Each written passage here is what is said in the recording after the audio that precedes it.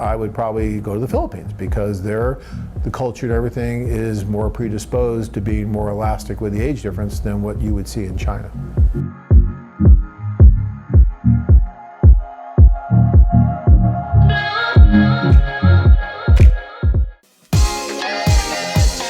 Any thoughts regarding age differences that are acceptable in China? I love China. China is an amazing, my wife is absolutely in love with China. She loves going there. They treat her like a rock star because she has lighter hair. Tanya was very depressed when she came back home. She wasn't a rock star anymore. But she is in my eyes still, that's for sure. But anyways, age difference in China, I would say, is pretty close to what it would be in probably Ukraine. It's probably going to be, once you start getting over that 20-year age difference, you got to be a little more careful. It's probably a little less elastic than in some of the places, maybe even a little bit less elastic than the Ukraine even. Just depends on the woman. But, you know, normally don't see large age differences in China. A lot of that has to do with the age of the man and the woman.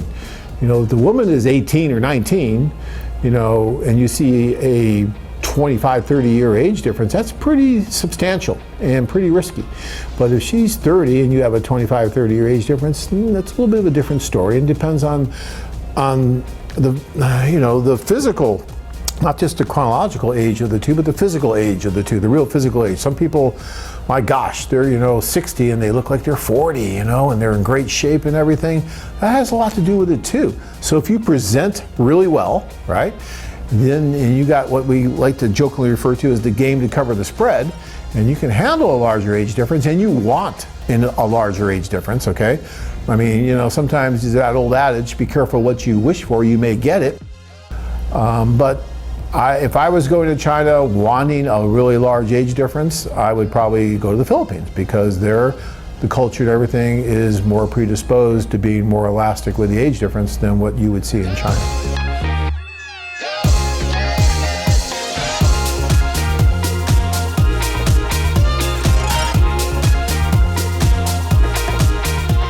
David is saying that the Chinese socials seem very conservative from the videos compared to the Philippines. How are the socials when you were there? So the Chinese socials are very close to the Philippine socials, and although the Philippine socials might have a little bit more of the fun and games at the end, at the very beginning they are very formal actually.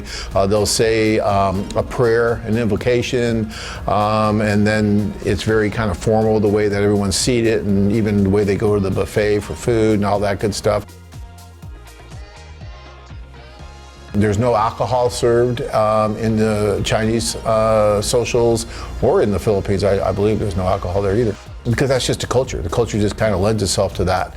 And it is a little more conservative, but it works very well. And it's very effective, and it's very efficient, and it's wonderful. It doesn't matter where you're going. We've had guys that have gone to all these different places, really, and have experienced all the different socials, and they are different depending on what market you're in, but they tell us that they're wonderful in their own way. But yeah, they're not always just the same, because we do change with the culture, because cultures are different.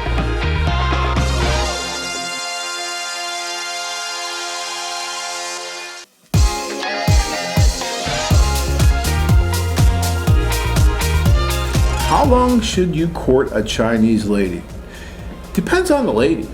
It's not so much about their culture. They're going to want to get to know you, obviously, and you're going to be going out on dates, and it depends on how much time you have to spend with her there, right?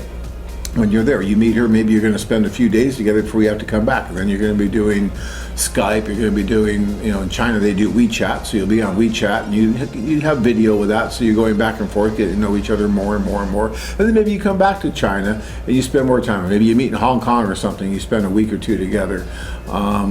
You know, I would say these courtships will last anywhere from 6 months to a year before they start thinking about a fiancé visa and then moving forward with that. Sometimes it lasts a week and they're doing a fiancé visa. Really depends on the two and how ready both of them are and how good they feel about each other in China. I mean, it's for every. What would you say? Same with Russia? Yeah, we just, you know, feel chemistry. I mean, me and my husband. Right. So he came there in March. We feel like connection. And actually, he proposed me and told me next day. So oh, there you go. He was afraid. so I met He was somebody afraid of else. losing you, Yeah. which he was rightfully so to be afraid. But he And proposed then- to you then after meeting you just one day.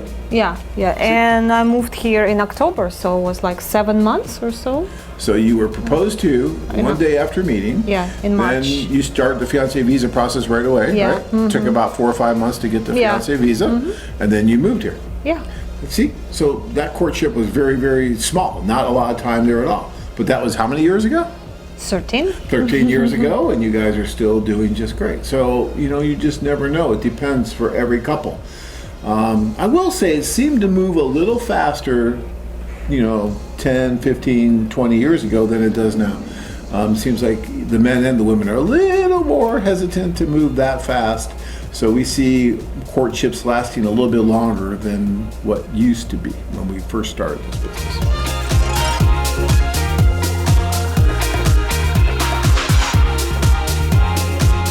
Join men from all over the world as they take a trip and find their future brides.